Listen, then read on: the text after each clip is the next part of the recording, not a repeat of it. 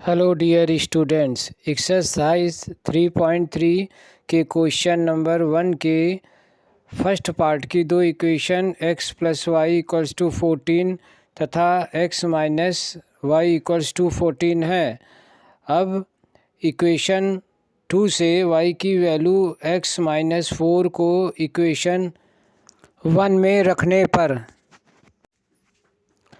x की value 9 आती है। अब x = 9 को इक्वेशन 3 में रखने पर हमको मिलता है y = 9 - 4 = 5। सेकेंड पार्ट की दो इक्वेशंस हैं s - t = 3 and s/3 + t/2 = 6। अब इक्वेशन 1 से s की वैल्यू t + 3 को इक्वेशन 2 में रखते हैं और सॉल्व करते हैं तो t की वैल्यू 6 आती है। थर्ड पार्ट की दो इक्वेशंस हैं 3x - y = 3 and 9x - 3y = 9। अब इक्वेशन 1 से y की वैल्यू 3x - 3 आती है, जिसको इक्वेशन 2 में रखने पर 9 = 9 आता है। इसका मतलब है कि दोनों इक्वेशंस के इनफाइनाइट सॉल्यूशंस हैं। फोर्थ पार्ट की दो इक्वेशंस हैं 0.2x + 0.3y = 1.3 and 0.4x + 0.5y = 2.3।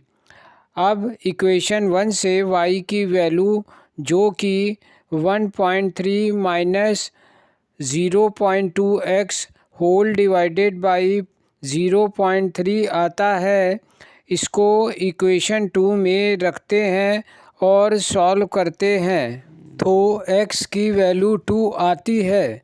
अब x = 2 को इक्वेशन 3 में रखने पर y की वैल्यू 3 प्राप्त होती है।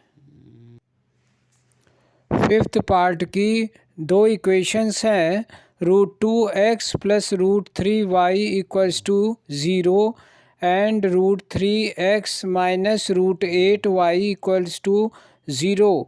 अब इक्वेशन 2 से y की वैल्यू √3x डिवाइडेड बाई √8 को इक्वेशन 1 में रखने पर और सॉल्व करने पर x की वैल्यू 0 आती है।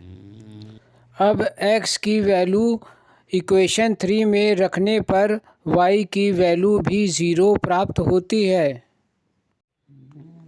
सिक्स्थ पार्ट में दो इक्वेशंस हैं 3x/2 - 5y/3 = -2 and x/3 + y/2 = 13/6।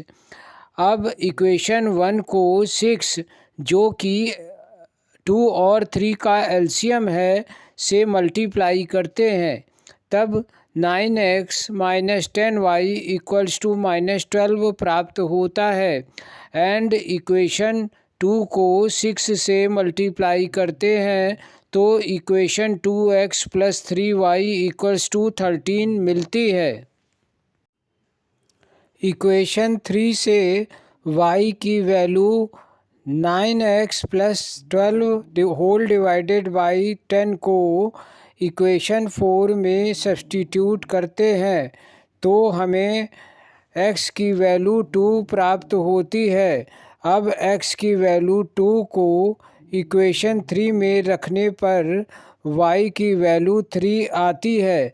अतः x = 2 और y = 3 दोनों इक्वेशंस के सॉल्यूशन हैं।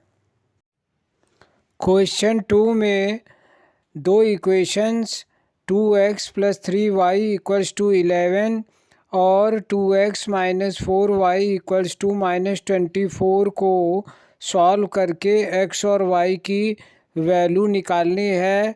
फिर उसकी हेल्प से m की वैल्यू फाइंड करनी है, जिसके लिए y इक्वल्स टू mx+3 हो।